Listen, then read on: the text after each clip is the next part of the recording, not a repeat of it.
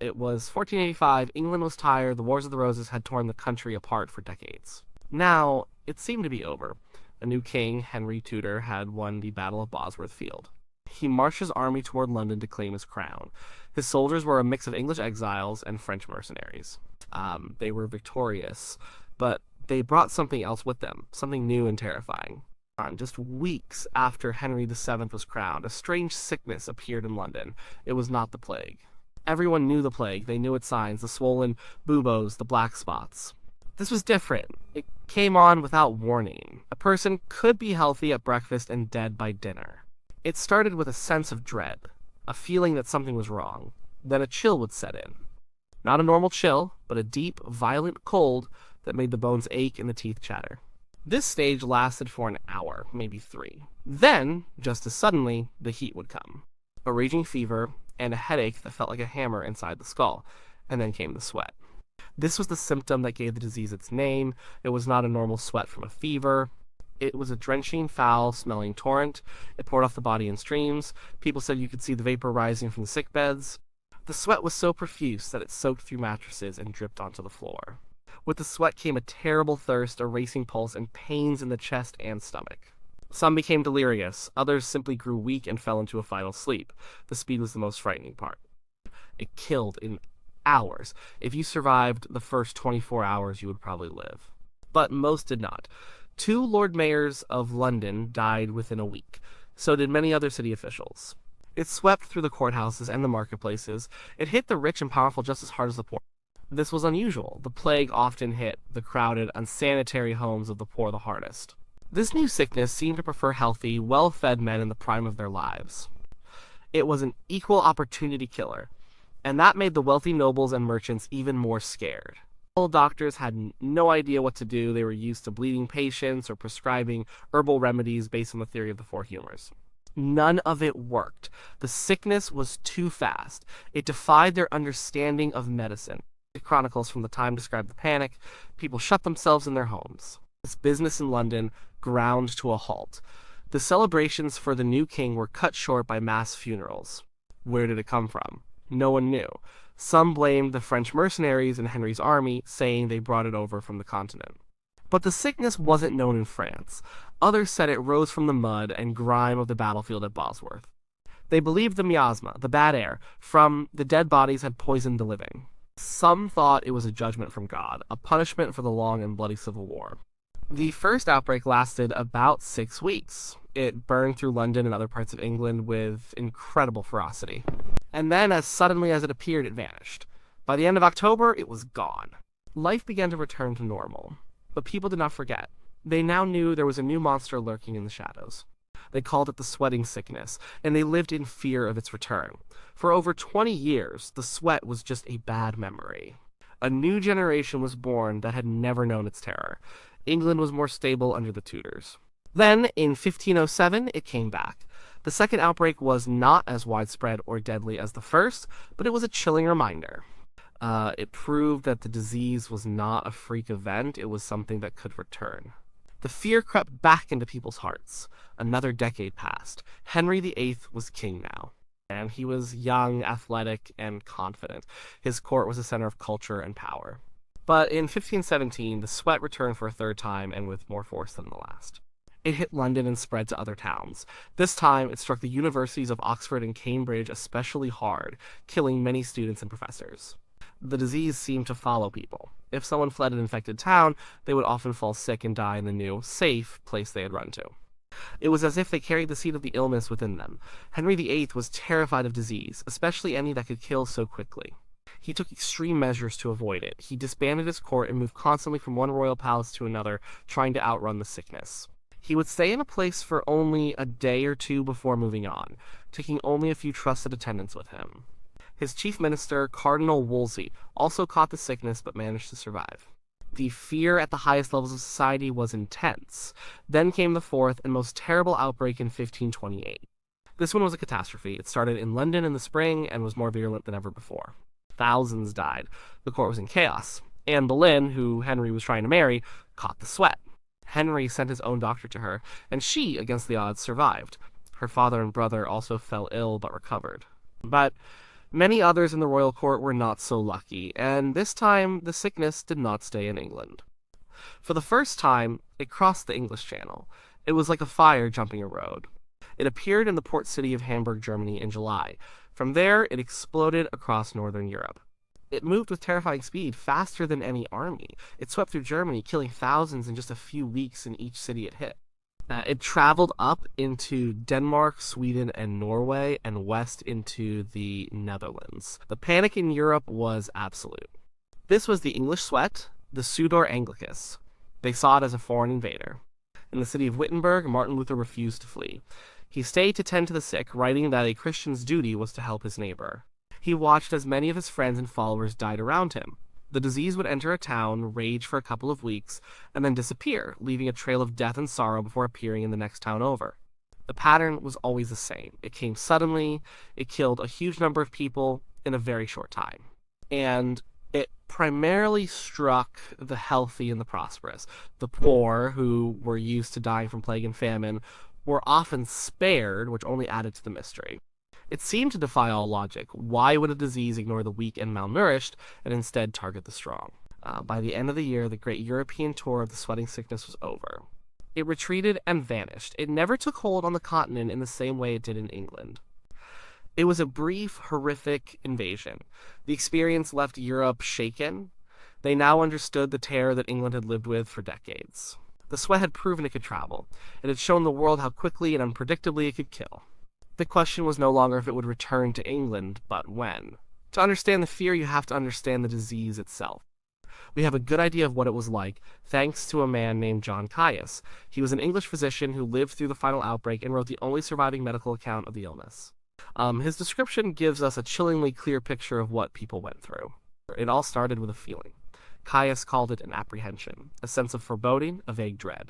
This was the first sign. Soon after, the first physical stage began the cold. This was not a gentle shiver.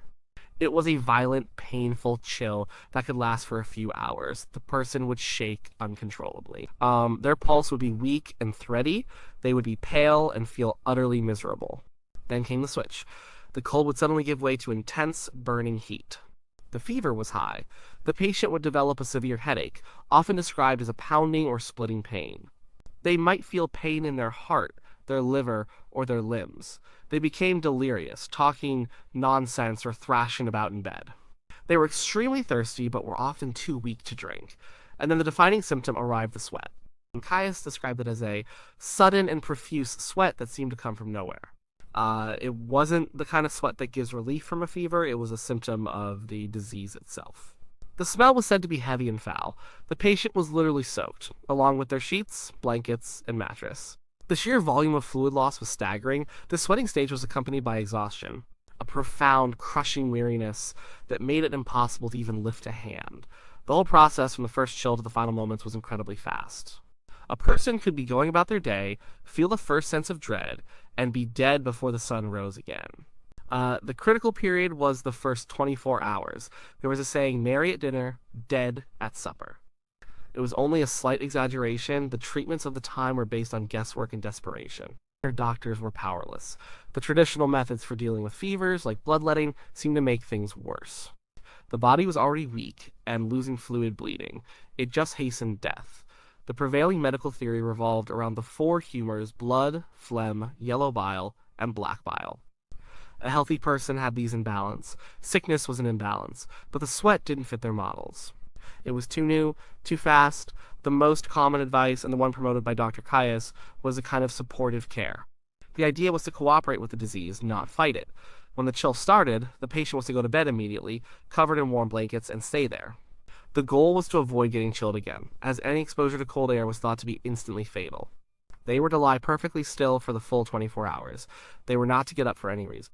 They were not to eat. They were allowed to drink small amounts of warm ale or diluted wine, but not cold water, which was believed to be deadly. Essentially, the treatment was to get into a warm bed and not move a muscle for a day and a night, sweating continuously. It was a terrible ordeal. Imagine lying in a pool of your own sweat, burning with fever, tormented by thirst, and not being allowed to move or have a cool drink. But this method seemed to offer the best chance of survival. It was about enduring the storm without doing anything to make it worse. The psychological effect was just as bad as the physical one. The randomness of it was terrifying. It would strike one person in a house and leave everyone else untouched, or it would kill a whole family. There was no rhyme or reason. Because it preferred the wealthy and powerful, it disrupted society in a way other diseases didn't. When nobles, merchants, and priests were dying in large numbers, the very structure of society felt like it was crumbling. People felt helpless, at the mercy of an invisible, unstoppable force. This was not a slow decline. It was a sudden, violent, and undignified end. The year was 1551. It had been more than 20 years since the sweat had terrified Europe. A whole new generation in England had grown up hearing stories about it, but they had never experienced it themselves. They probably thought it was gone for good. They were wrong. In the spring, it came back. This was the fifth and final time. It began in the town of Shrewsbury and spread with its old, familiar speed across the country. It was just as deadly as before. A man named John Caius, who was then a prominent physician, was in Shrewsbury when the outbreak began. He saw the sickness firsthand, treated patients, and documented everything he could. His work, a book or counsel against the disease commonly called the sweat or sweating sickness, became our primary source of information. It was written in English, not Latin, so that ordinary people could read it and know what to do. The 1551 outbreak was a national tragedy. It moved across England methodically, hitting different regions at different times throughout the summer. The death toll was high. In some towns, a third of the population died. Again, it targeted young, healthy men. It ripped through families, leaving widows and orphans in its wake. One of the most famous tragedies of this final outbreak was the death of two brothers, Henry and Charles Brandon.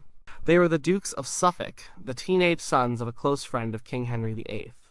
They were bright, promising young men studying at Cambridge University. When the sweat broke out there, they were moved to the countryside for safety. But the sickness found them. The older brother Henry died first. Just an hour later, his younger brother Charles also succumbed. Two dukes dead on the same day from the same mysterious illness. The news shocked the nation. It was a powerful symbol of the sweat's relentless nature. If not even the highest nobility were safe, then who was? Dr. Caius worked tirelessly. He confirmed that the best treatment was the one that had been developed in earlier outbreaks: absolute bed rest, warmth, and no cold drinks for 24 hours. He noted that people who had survived a previous bout of the sweat were not immune. They could get it again. This made it different from diseases like smallpox, which usually gave lifelong immunity. The outbreak raged through the summer and into the autumn. And then, just like every time before, it disappeared. But by September, it was gone.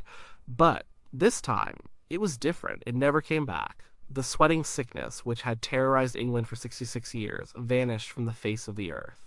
This is the greatest part of the mystery. Diseases don't just disappear. The plague bacterium still exists. Smallpox was eradicated by a massive global vaccination campaign. But the sweat just stopped. There was no cure found, no vaccine developed. It simply ceased to be. Why? The question has baffled historians and scientists for centuries. Did the pathogen that caused it mutate into a less harmful form? Did the population develop some kind of herd immunity, even though individuals could be reinfected? Did some environmental factor that allowed it to thrive suddenly change? Or was the carrier of the disease, perhaps an insect or a rodent, wiped out by something else? The end of the sweating sickness is as mysterious as its beginning. It arrived with a new dynasty and vanished in the reign of a boy, King Edward VI. For 5 generations, it was a terrifying part of English life, a sudden summer menace that could wipe out a family in a day. And then it became a ghost, a story in the history books. The fear faded, replaced by a deep and abiding puzzle. The final bow of the sweating sickness was not a slow decline. It was an abrupt exit from the world stage, leaving nothing behind but questions. So, what was the sweating sickness? The honest answer is, we don't know for sure. Without any physical samples from the time, like preserved tissue or bones from which we could extract DNA, it's impossible to identify the culprit. All we can do is look at the historical descriptions and try to match them with diseases we know about today. It's a game of medical detective work played across a gap of 500 years. One of the most popular modern theories is that it was a type of hantavirus. As hantaviruses are a family of viruses carried by rodents, like mice and voles. Humans can get sick by breathing in dust contaminated with rodent droppings or urine. A severe form called hantavirus pulmonary syndrome, HPS, has symptoms that sound familiar. It starts suddenly with fever, chills, and muscle aches. It can progress rapidly to severe respiratory distress and heart problems, leading to shock and death, sometimes within 24 hours. This matches the speed and deadliness of the sweat. The fact that the sweat often appeared in summer, when people were more active in fields and barns, also fits with a rodent-borne illness.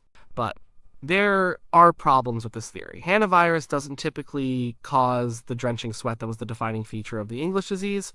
Also, hantavirus is not usually transmitted from person to person, which makes it hard to explain how the sweat spread so quickly through cities and across Europe.